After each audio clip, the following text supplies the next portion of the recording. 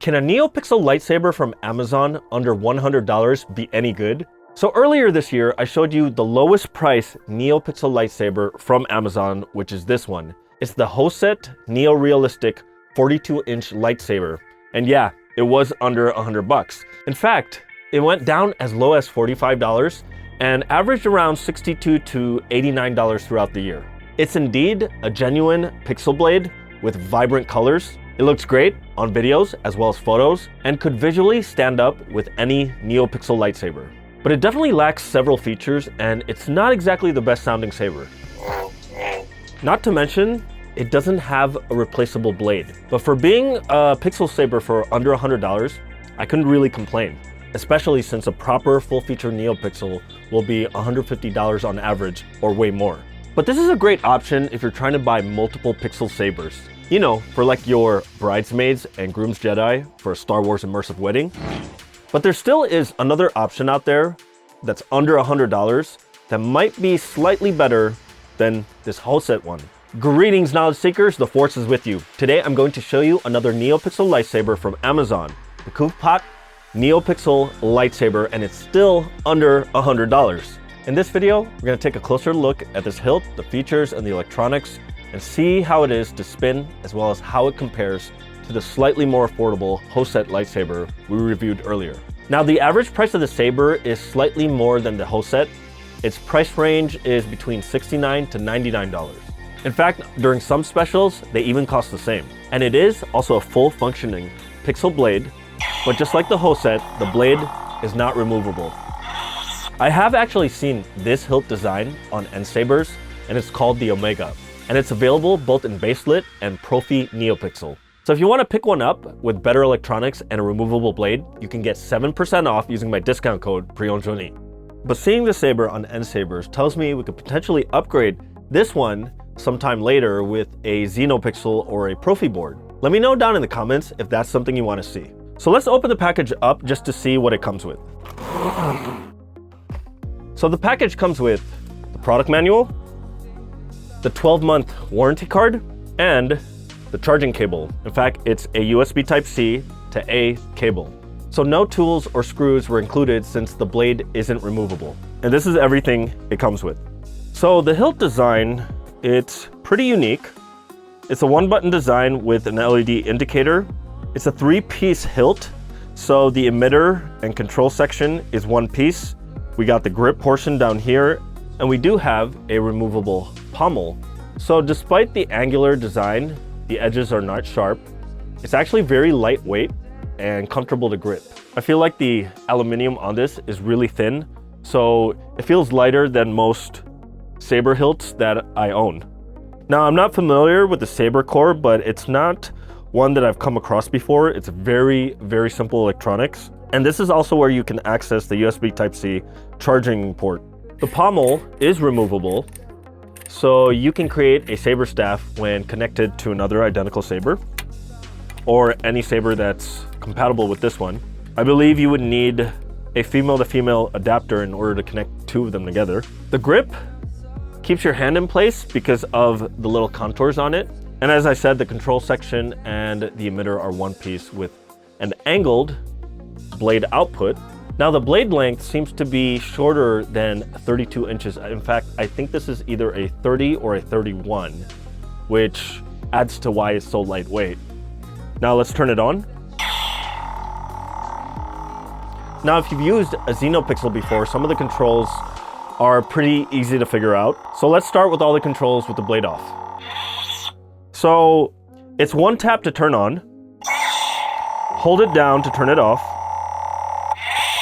There's no gesture controls, but all your other controls are based on how you hold the button down and how many times the LED indicator blinks. So with the blade off, if I hold it down and let it blink once, high volume. It says high volume, so I can control my volume. I can even turn it off. Mute. That's mute, and back to low volume. Low volume. Now if I do 2 blinks, I can cycle through all 4 sound fonts. So that one was General Kenobi.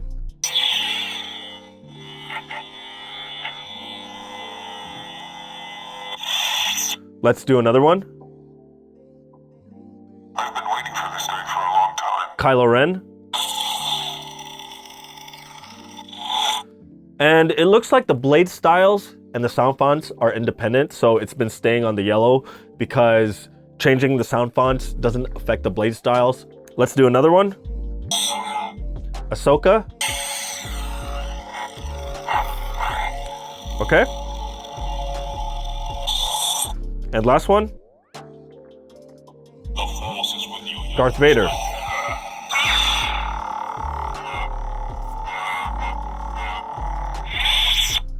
And let's get back to Kenobi.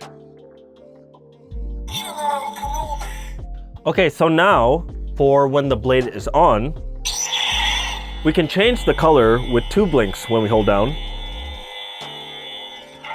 We got this nice red and white animation.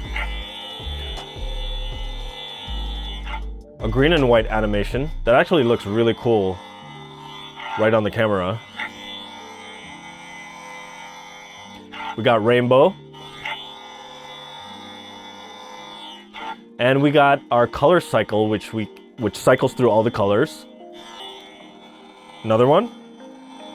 We got red. We got blue. And one of the cool things here, it's 1 button function to get to the next color. And I kind of like that because then you can stay on one color rather than always waiting to cycle it or trying to choose it. Sometimes the simplicity makes life just a little bit easier. We got like a greenish yellow or a yellowish green. And we got like a neutral white. Now, there is smooth swing, but it's a single sound for the smooth swing.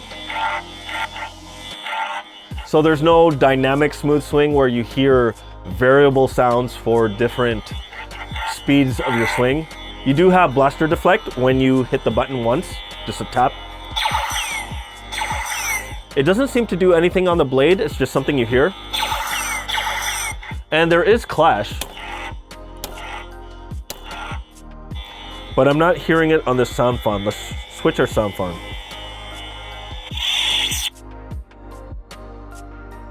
I've been waiting for this day for a long time. Kylo Ren. There's our clash. Let me switch the color. Pink. Let me get a solid color. Here, red. So let's see if there's any clash. Yep, there is a flash right here. Oh, and we actually see it throughout the blade. And the clash does take a little bit of a hit where if I was dueling, you really have to hit it, which for a really inexpensive lightsaber like this, I'd be a little afraid to do. But that's basically it for the saber as far as features go. And compared to, you know, like a Neopixel or a Profi, it lacks some features, but sometimes the simplicity makes it a lot easier to use. Now, before we take this outside for a spin, please hit that subscribe button along with that bell icon so we can get this channel up and running as a YouTube partner. This way, we can do more saber videos for you. All right, now let's go outside.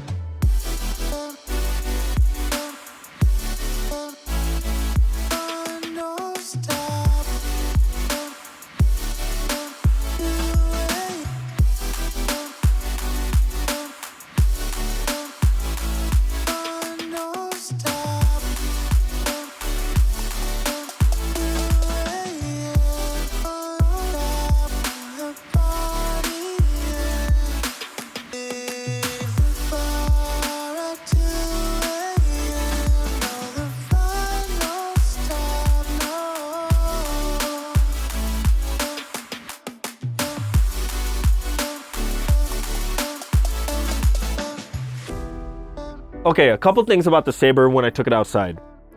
Whenever you have the grip or the pommel loose, it almost sounds like it's flimsy, like because it makes a lot of noise. You know, it even sounds kind of hollow, so you got that resonant sound of all the clickety clacks. But when everything is nice and tight, it just feels like a really light, solid saber. And because it's so light, it's so easy to do spin tosses. In fact, to be honest, this is my favorite saber now. My favorite hilt to do spin tosses with because it's so light, but also because it feels light, it doesn't feel as solid as the other sabers, so I wouldn't want to be dueling with this. But it looks really great on camera. This is a real pixel saber. So if you're looking for a low-cost Neopixel lightsaber with that Neopixel look, but still keep it under $100, check out the KUVPOT Neopixel Lightsaber from Amazon. It even gives you room to upgrade it for later. I'll leave you an affiliate link down below where you can get this. If you want to see another lightsaber review, check out this playlist right here. And if you want to see the recap of the best vacation of my life at the recently decommissioned Galactic Star Cruiser, follow this video right here. May the stars light your way and the Force be with you always.